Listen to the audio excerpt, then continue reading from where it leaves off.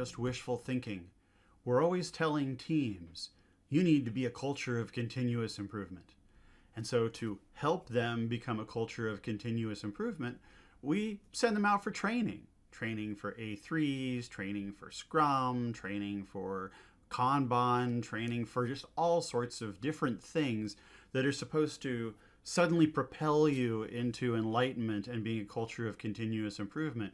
But what we never pay attention to is the culture. What is that right environment that your team needs in order to be the best professionals possible? So first, like taking a look at what a team is. Team is actually individual people in a group wanting to get something done. That's what a team is. So we need to pay attention to those three things. The individuals on the team, do those individual professionals have what they need in order to do a professional job? You want the team, the gathering of the people, to be able to work effectively together, work professionally together in a way that gets work done and doesn't kill the individuals in the process. So you can have a whole lot of productivity and have a really terrible working environment. And we want that right environment so that when we are creating that value, we're paying attention to quality, we're paying attention to improvement, we're paying attention to actual customer value, and not just paying attention to productivity or our fears. So what do these teams need? These teams need, first of all, that respect for their professionalism. You can make a decision because you're a professional. That's what you're here to do. That's what you're getting paid for. But quite often we set up cultures, we set up processes, we set up systems that stop people from being able to have the safety that they need to make a decision or to act, and then therefore robbing them of their agency or their ability to act at all. And then we get angry with them because they didn't act in a time of crisis. But that's on us. We set up that system. And the funny thing about it is when I say we, I mean all the we's. I mean the leadership we, I mean the team leads we, I mean the individual professionals we. All of us have a role in building clarity so that people have the right information at the right time so that they can make the right decisions and get the right work done when it needs to be done. That's simple. And when that happens, they have a right environment. So what we are going to engage in, or what we engage in one of these Modus Institute Right Environment week-long sessions, is a session to help teams find their individual right environment and then figure out what tools they would like to deploy in order to make that right environment happen. Scrum, Kanban, Prince 2, all those things, SAFe, what have you, those are just packages of stuff to do that sort of worked for somebody else and might sort of work for you, but wouldn't it be better if you actually figured out what you needed and then got that done? So how do we get there? How do we get there? Well, so we need to build a shared understanding of the work that is coming up, okay? And a shared understanding of who we are as a team, and a shared understanding of what the customer needs, and a shared understanding of how we relate to other teams and so forth. So we need identity things. Who are we? Who do we work with? How do we get new people on the team? How do we describe ourselves and our services to others? How do we upskill? How do we improve as professionals? Okay, those are identity things. Okay, we have to talk about the ability to act. So what do we need to know in order to act? When do we need to know those things? What information needs to arrive at us at what time, and by what mechanisms does that arrive? And how do we give others their information, what they need? Because all business is a bunch of people talking until a product falls out somewhere.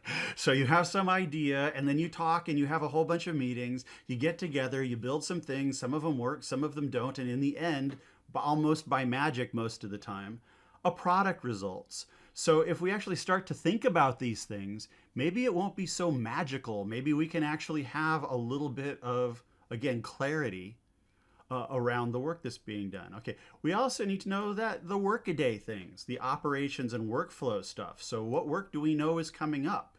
Do we know how that work flows? Are there regular surprises or complexities that we deal with? You know, we work all the time with other teams. Why are we always fighting with them? Why aren't those teams part of our greater team? Because our silos, our structure doesn't allow us to work within our own company. And that's not good. That doesn't make anybody happen. So in the end, we want everybody to ask themselves, how are we professionals? What does professionals mean for us? What is standing in our way for getting our work done? Ultimately, every day, how can we make things better? As professionals, as individuals, as teams, how can we work every day to make today a little better than yesterday and tomorrow a little bit better than today? Okay? Quick hint, that's not productivity and it's not following orders. It's individual professionals being able to act professionally when they need that. And when they have all that stuff, that is the right environment. So what does the right environment look like? So in our weekers, we have a week of activities that we take teams through. Monday, Tuesday, Wednesday, Thursday, and Friday. And throughout the week, what we are doing is we are building understanding between the team members about what they need to do the best work possible. All right. So years ago, I used to work for an engineering firm called David Evans and Associates. Our tagline was, we find outstanding professionals and we give them the tools they need to do an outstanding job. And they did that. We would frequently ask ourselves, are there things in my way? And the company, on their side of that equation, made sure that we got the things that we needed. So for our weeker, there's a week full of days. And on Monday in this weeker, we get together and we talk about things that are interrupting the team. We talk about flow as a concept. So how does work flow? What do you need in order to make your work flow? Then we get into like the deeper exercises. So the first one is this value stream mapping exercise. And there are several videos on Modus Institute and on YouTube by me talking about how to do value stream mapping. But in essence, what happens is the team gets together and they map out how work happens, how collaboration happens, where things break down, and ways to fix those things. And that exercise for a lot of teams is the first time that they've ever sat down to actually map their work out. And always, always, always, the first time that they've sat down and thought about how their workflow relates to their relationships with each other and their culture. If you don't have a culture that allows continuous improvement, you won't have a culture that works well together for long, because things will break down. That's the nature of improvement, is that if you're not improving, you're decaying. So we want to make sure that at the beginning that we get some alignment around what actually happens, where frustrations are, and then how to deal with those frustrations. During the week, every single day, people are adding to these 3 boxes. We make decisions constantly through a weeker. And as we're making those decisions, as we're coming up with things that we could do, as we're coming up with greater goals, we make sure that we record those. And as the system moves along through the week, these little boxes travel along so that when we get down to Friday, we have a really deep catalog of ideas for improvement. And not just that, but ways to actually make the improvement happen. So this isn't just a retrospective where you're going to go talk and then nothing's going to happen at the end. But at the end, there are actionable items set up in a roadmap that you're ready to move forward on. So we go through that value stream mapping exercise on Monday. And then on Tuesday, we get together and we do a lean coffee and talk about what happened on Monday. So it's our first chance as a group to just have an open conversation about what happened, what issues came up there, how do you feel about them, how, what is stopping you from perhaps participating, or what are you excited about, whatever happens. I can tell you after doing dozens and dozens of these that this initial lean coffee is always unique. So it's really hard to say what happens here, but what was really happening here is we're preparing ourselves for the three exercises on Tuesday and Wednesday. So we have here what we call the charter. And in the charter, there are 3 affinity mapping exercises that we do. The first one is looking for how do we value what we do, who we do it for, and how do they value what we do. Expectations are what do we expect from each other professionally, and collaboration is how do we work with other people. And then through Wednesday and Thursday, we're now doing the other side. We're doing the information side. So when I said that professionals run on information, it's true. As professionals, what we do is we take ideas and we translate them into things. And those things could be other ideas, they can be products, they can be services, they can be digital, they can be physical, but we are translating a wish to a delivery. Okay? That activity entirely runs on information, and the more information you have, the more likely you are to get it right the first time. Not a very controversial statement, but who gets that? We're always looking for information. Is this hidden in Slack? Is this hidden in email? Is this hidden there? Is it hidden there?